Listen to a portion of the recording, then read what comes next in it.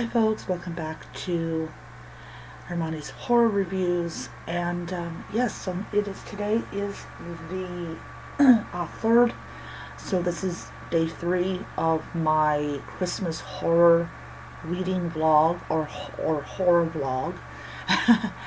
This is part 1, part 2 will be later on today. My goal when I get home is to read the 2 chapters of The Winter Visitor and 2 chapters of Book Mail, or 1 chapter of Book Mail. Yeah. Alrighty, so let's start off with the 25 Gifts of Terror, and this one is a really unusual one. This one is basically about this family that claims that Santa lives in their basement. And every year, they, minus the son, who has an important job in the story, they go down there and they feed Santa, and what ends up happening is they end up having a Christmas tree that is overflowing with presents. I mean, so many presents that it buries the tree. And so that confirms to the child that Santa happens to be real and Santa lives in their basement. How he got into the basement, I don't know.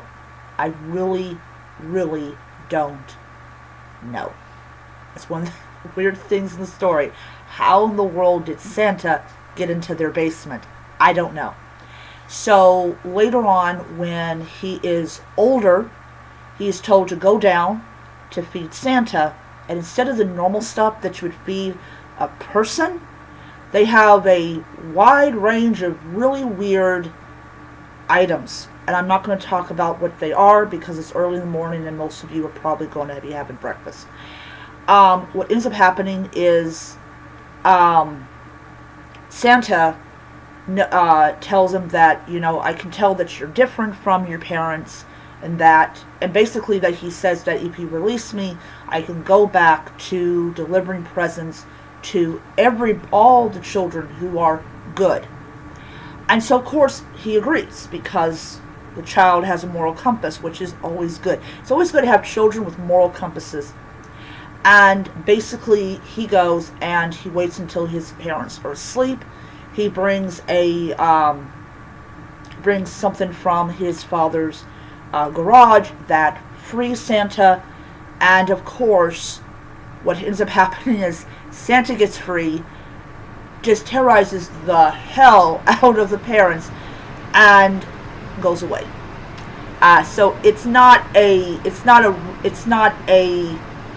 scary story, but it's kind of I kind of wonder how in the world did they trap this guy, and also because of them, his preference of food has changed. So apparently at one time he did eat cookies and milk, but because he had grown accustomed to what he had been forced to eat, his appetite changed. So hopefully he doesn't kill the elves when he comes back. So that was an interesting one. Then I read day 3 of I Bought a Haunted Christmas Farm, and we're finally introduced to some of the other employees that work at the Christmas tree farm. And apparently, Corey, who might be kind of in charge of the employees, he kind of says some things that get this one guy really upset. And apparently, him and his girl's business is very public, which is weird. So of course Olivia has to work. There's a big old smile on my face with that. And basically, she's not exactly happy about that. She kind of wanted to, stay in her room and not do anything, but her father is insistent that family business means the family does the business. So she has to work at the Christmas village with this woman. And, not very happy about it. She encounters something that makes her run away. I think it's the presents that, so far, The husband has sensed, the wife has sensed, and now she is sensed. So we're going to see what happens there and everything. I also read chapter 3 of I'll Be Alone for Christmas. She is now on the road once again. Her mother has called her, and she goes and tries to give her another heart attack by saying, "Oh, there's snow plows in front of me, trying to keep me from going 80 miles per hour." Her mother is not thrilled with this, but also says, if he tries to get a hold of you, block his number. And she goes, "Oh, that's only, it only works for calls. It doesn't work for texts." So she is still on the road, and there are other cars behind her, so she's not alone on the road. You got the state that's out there, trying to clear the roads for for cars and 18-wheelers and all that stuff to use. So anyways, so another wonderful morning of reading. I am having fun. Like I said, I'll be back in to do part 2 later on today, because knowing me, I'm going to probably, after I do my laundry, I'll probably end up going back to sleep.